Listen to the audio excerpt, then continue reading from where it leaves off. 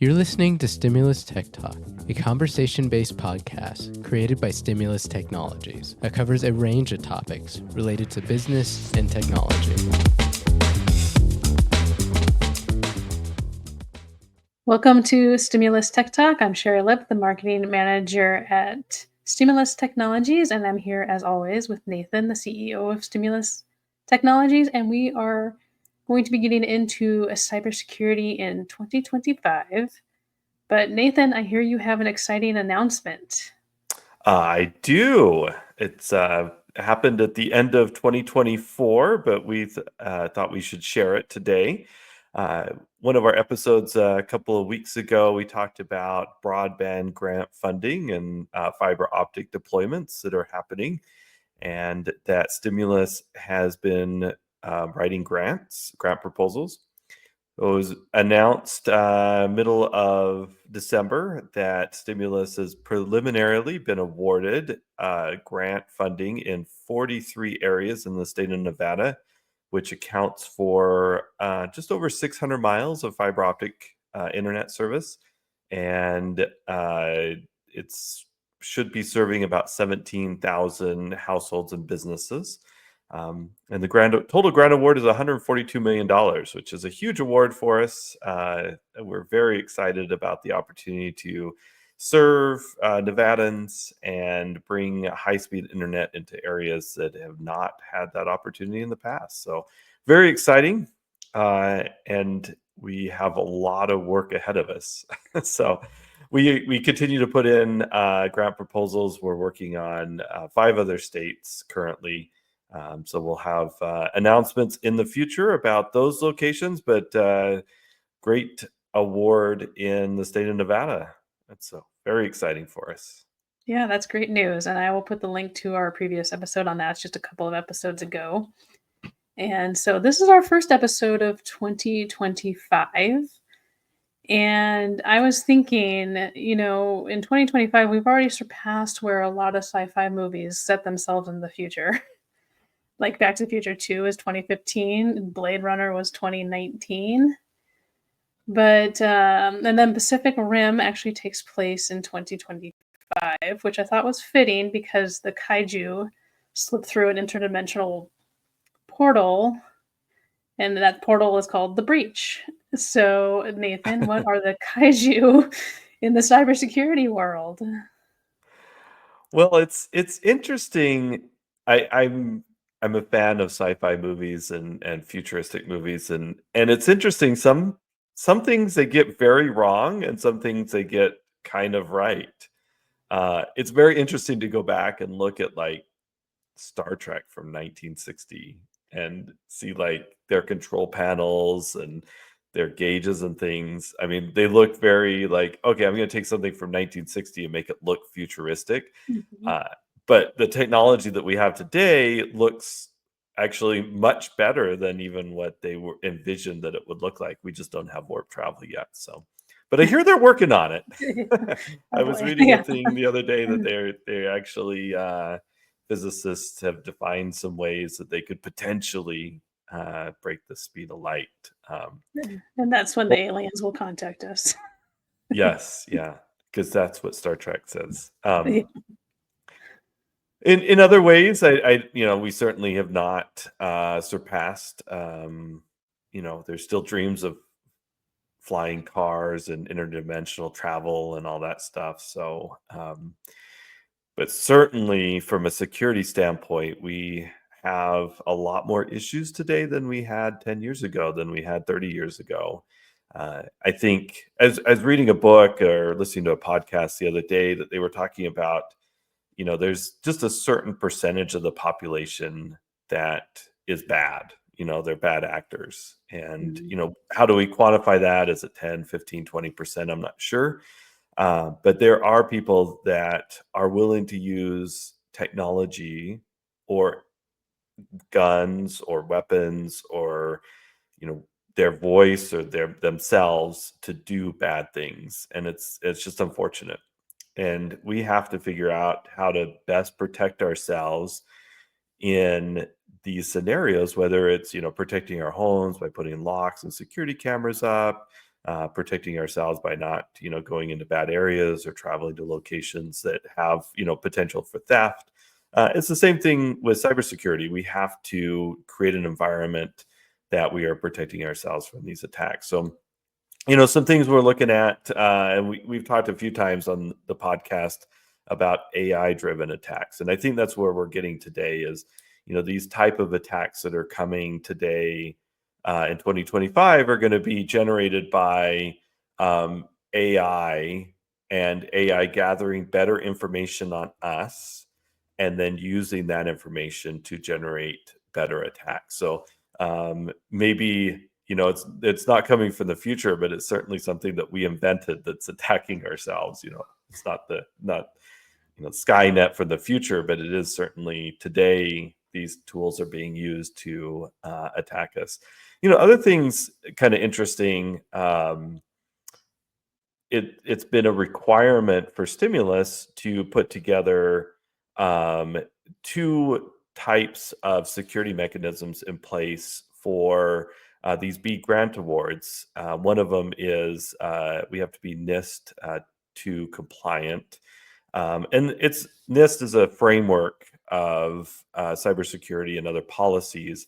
And so we're going through and dusting off policies and putting new ones in place to be NIST 2 compliant. But the other one is SCRM compliance, which is supply chain resource management. And so that's another thing that companies should be looking at too, is the supply chain attacks that are potentially occurring, where are our vendors, and are they putting the same level of security in place to protect us as we are? So, if we have great security, we have great tools, great compliance inside our organizations, are our suppliers doing the same thing? Or could we get, I actually just got an email a couple of weeks ago from one of our vendors saying, hey, we're just updating our direct deposit information for ACH payments. Could you please use this new bank? And I quickly realized, it looked like a legitimate email, but it was, not from the right person in their organization. And I emailed my contact and said, I think you've gotten an email account that was hacked. But maybe one of their other customers might not have been so savvy of detecting a supply chain attack or an ACH fraud attack, and may have changed the direct deposit information that the vendor bills could have gotten paid to a hacker. And so, these type of attacks are probably going to be occurring more and more too. So, just looking for the future that, just interestingly, the government is requiring these supply chain compliance activities happening, and better compliance with NIST 2. I think we'll see more and more vendors and more companies that we want to work with, and you want to work with, that are going to require these additional compliance mechanisms to be put in place. So what should small businesses be looking at right now in terms of their cybersecurity along those lines? Well, the framework, for example, for NIST is, just really defining how you want to handle all cybersecurity operations. So, we recommend like starting basic. If you don't have multi-factor authentication turned on all your accounts, critical ones, and even what you deem as non-critical, like social media accounts, get those in place. We've been talking about that forever, but it's still one of the most important best practices that you need to have in place. Employee training, again, is the same thing. I just got the email this morning from my internal cyber team saying you got to do your annual training. So I will be doing that here shortly. But if you aren't doing annual assessments and weekly trainings with your employees, you need to start doing that, because it is the biggest hole in your organization, and it's the thing that you can patch pretty easily. Speaking of patching, operating system patching is going to be essential moving forward, as it has always been. And then we have this big issue with Windows 10 going end of life later this year. And so we have to be looking forward to replacing Windows 10 with Windows 11 so that we can continue getting those patches for the operating system. Some things that are different, I think, moving forward is increased deep fake attacks from AI. You know, them gathering better information on us, using that information to present as potential people that we work with internally, mimicking our voice and video. It's pretty impressive what AI can do today with that, and I think we're going to see an increased level of attacks for that. So, putting in safeguards to ensure that who you're talking to is the real person and not some type of AI fake. So those are kind of some new things that we have to be more vigilant about going forward this year. And what do you think, in terms of cybersecurity, I was thinking about this earlier today. What do you think is kind of a universal that's the same? We're always talking about what's new, but what do you think is like still stays the same, and what do you think is the most different, in the years that you've been doing this? The same is there's just bad people doing bad things. It's I used to give an old presentation years ago that I used the example of train robbers. People would jump on a train and you'd have an audience there that couldn't get off the train because it was traveling at 50, 60 miles an hour, probably back in the day. It's the same thing. It's the same bad actors, different people are just using different tools than they did before. So same thing, vigilance on email, vigilance on making sure that you have good security in place, patch management, multi-factor authentication, having a good EDR in place, the antivirus 2.0 that we've talked about a number of times. But I think what's different going forward is how do we defend against those AI attacks? And I think we have to have better tools to do that. So having in place a MDR, which is a 24/7 security operations center that's monitoring all the devices and the interaction between those. We used to say, if you're a doctor's office or an attorney that has a lot of confidential information, or if you have to have a high level of compliance, um, it's something you should look into. But I think it's more and more small businesses need to be thinking about these advanced security systems because the potential for an AI attack has increased dramatically. So that's probably what I'd say is different going forward. That we have a higher recommendation today of these advanced security tools than what we did before because of AI. And it's unfortunately that bad actors are using AI as a weapon today. It's the same result that they're trying to achieve, but it's a better weapon, unfortunately. And do you think that AI, we have AI being used in attacks and AI being used in thwarting those attacks, but what about AI in general? Do you think that makes something more or less secure? Like we were just talking around the office, somebody was like, "There's an AI car wash," and like whatever that means. um, but are these AI tools more vulnerable or less vulnerable to attack? Hmm. That is a good question. I haven't pondered that too much. I think the first thing I'm going to say is we'll see a lot, and we have seen a lot of companies saying that they are AI driven, and it is not. They might, they might do some automation, they might do, their marketing based off of AI, but it's probably not AI driven. I don't know how a car wash can be AI driven. I'm not sure because it's automation. The system is automation, and they might have some type of voice interaction that they don't have to have an attendant there potentially, but it's still soap and water, I guess, that they're washing your car with, not ones and zeros. um but can an AI system be easily compromised, more easily compromised?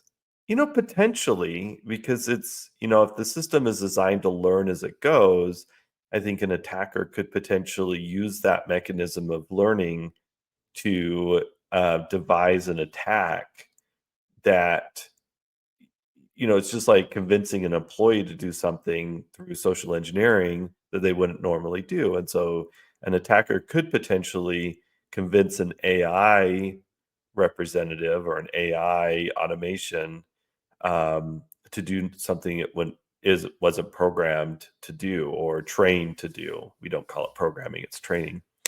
So I think to answer your question, just kind of speculating about it, I think an AI system could be more vulnerable to attack if attacked correctly.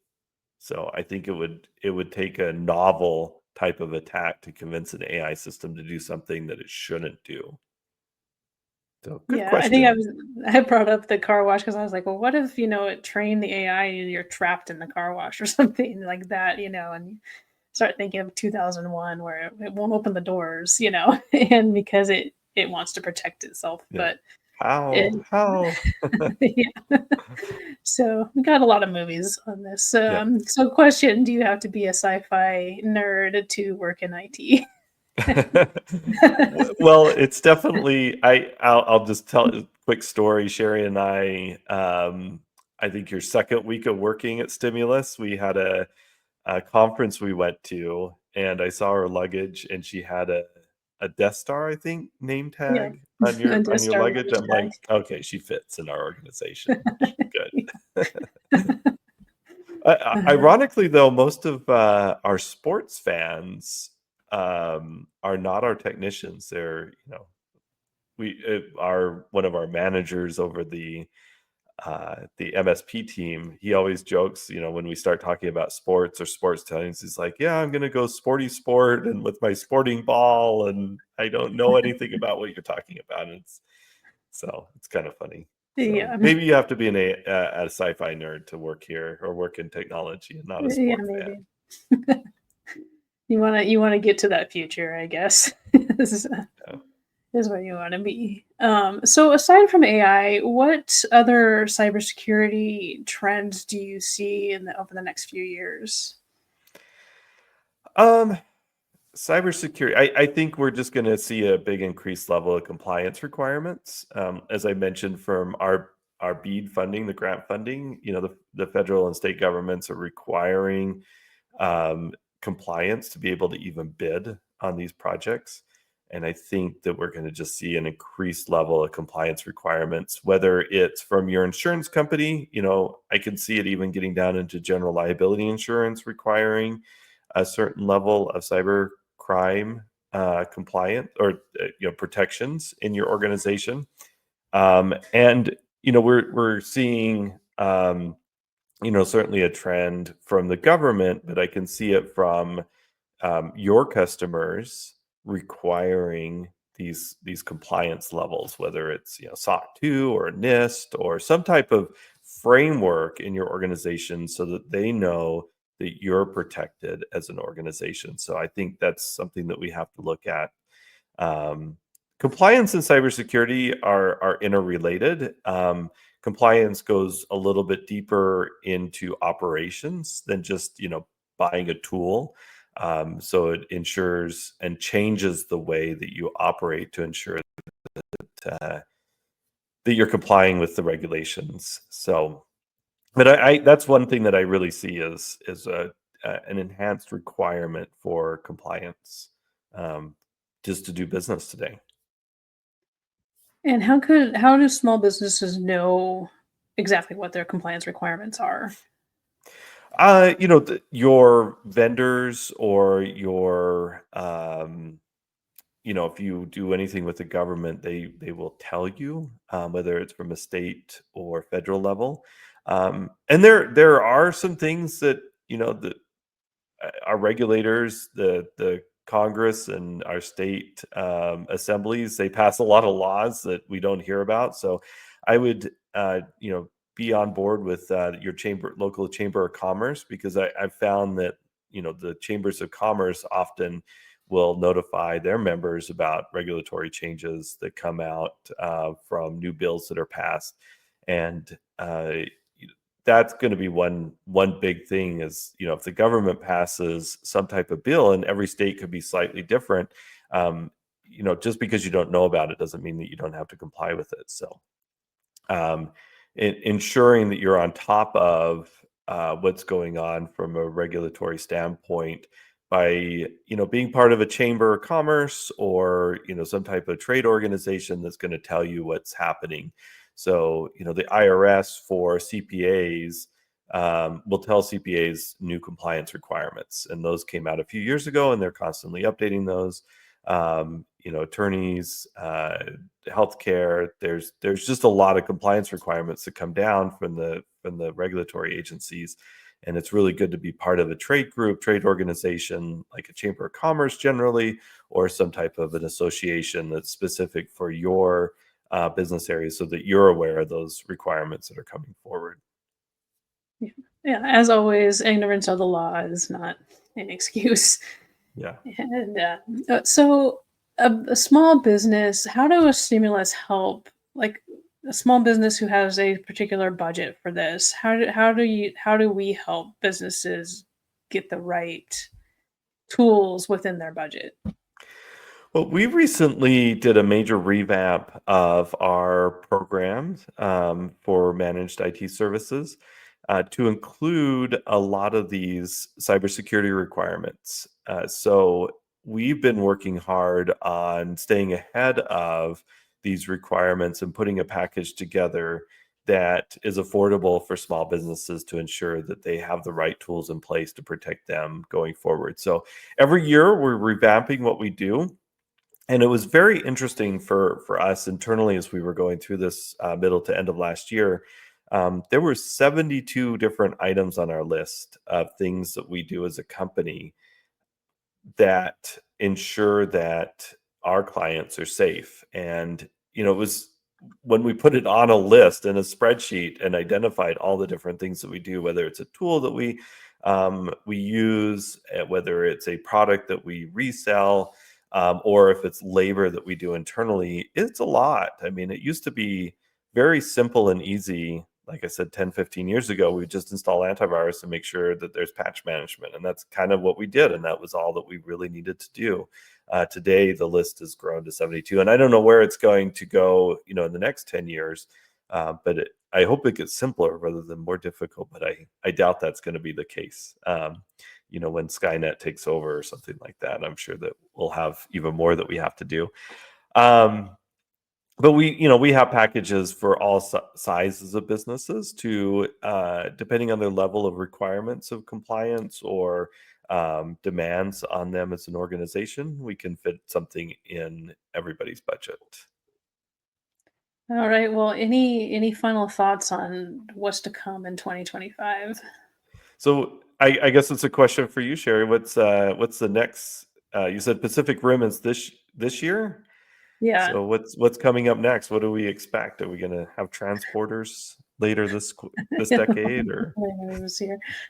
I don't know. One piece of AI I have heard about is one that like kind of reads your mind, and they've gotten to like 20 to 40% accuracy. So that's kind of, I mean, it's interesting and concerning both.